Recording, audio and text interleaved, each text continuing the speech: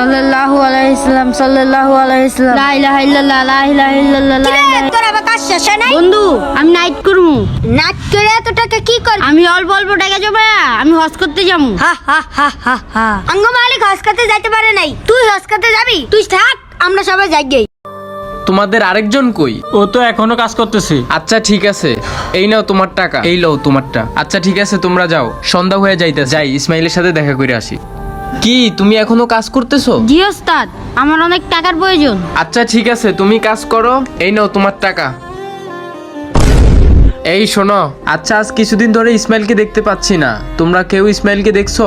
না ওস্তাদ, ওর তো কিন্তু আমি দেখি না। এই নাই এক মাস ধইরা। ভাই আমার বেল বানাই দেন তো।